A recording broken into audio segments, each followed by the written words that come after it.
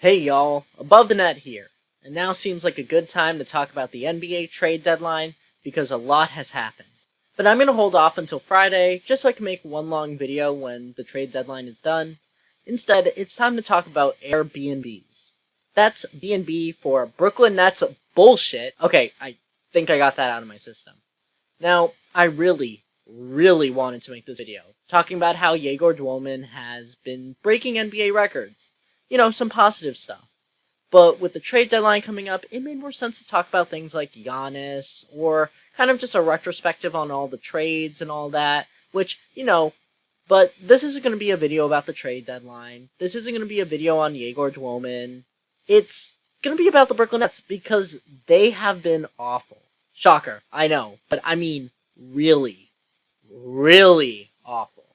So, if you want to clown on me for being a delusional diehard Nets fan, click that sub button. I'm going to make that the, delusional Nets fan button. Just click on that, and it'll remind me just how insane I am. Give me some reason to cope with my crazy DS.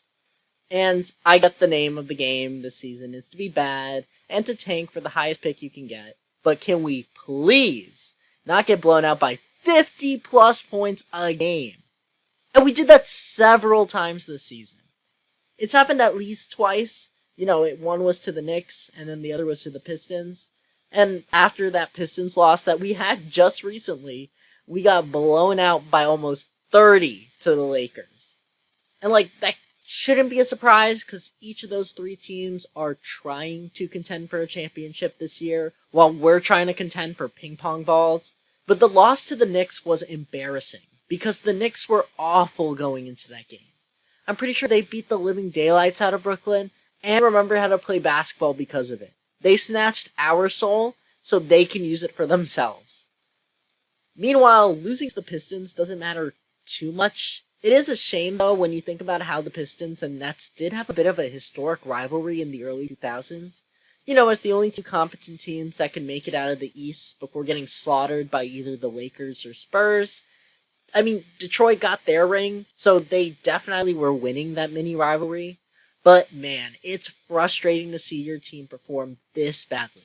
Especially when it at times felt like your team was just giving up, or playing into their own weaknesses at times. I get Cam Thomas and MPJ have negative playmaking, but would it kill them to just pass the ball? And you might be thinking to yourself, but isn't this a good thing? You're losing games, no? Well, yeah, but let me be clear.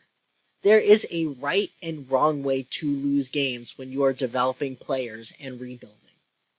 In my mind, when you have a really young NBA team, sometimes the best things to do is to prioritize defensive effort and rebounding. J.B. Bickerstaff did that with the Pistons, and it's why I was such a huge fan of Jordi Fernandez early on. The guy since day one made it clear, you aren't showing defensive effort, even in practice, you are going to lose your minutes. But in these blowout games, it feels like there is no effort defensively. It's just weird because, yeah, the Nets are bad. Yes, the Nets don't have any franchise-altering pieces. No clear-cut number one option right now. But they do have a good foundation and identity in my eyes. For the month of December, Brooklyn was the best defensive team in the NBA. Better than OKC, an all-time defensive team. Sure, it was only for a month, but we were doing that against actual playoff play-in teams. Offensively, yes, our rookies are going to have to get used to the pace of the NBA, and getting a feel for what it's like to get locked down defensively. That's why I'm okay with bad showings by Dwolman against the Pistons. Because to see Cade put that much pressure on Dwolman at times is important for Dwolman's development, and it's a good showing of how serious the rest of the league is taking this kid. But going back to defense, the reason the Nets can be so good defensively while not having the best defensive pieces is just because we are really tall. I mean, you could run Dwolman at the 1, MPJ at the 2, Clowney at the 3, Wolf at the 4, and Claxton at the 5. And that would be a lineup where every single player on the floor is 6'9" or taller. And none of those players outside, maybe Dwolman, are slow-footed. And that's not to include guys like Zaire Williams and Day'Ron Sharpe off the bench. Two guys also over 6'9". And the rest of the Nets team isn't that small.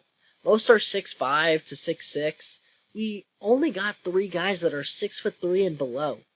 With proper effort and foundation, the building blocks to an elite defense is there. I don't care if we win another game for the rest of the year, but what I want is for the Nets to play better defense. Dwellman can space. Dwellman, Traore, Wolf, and Claxton can show they can play make. Pell has shown flashes. Sharp has improved. But let's really commit to the bit that is defense. If you want to tank, that's fine, but at least commit to 47 minutes of good defense and give up at the last minute. Don't give up during the first quarter. So yeah, that's it. I don't really have a proper way to end this. I'm just kind of done with what I have to say. Be better, Brooklyn. I love you guys, but y'all gotta be better.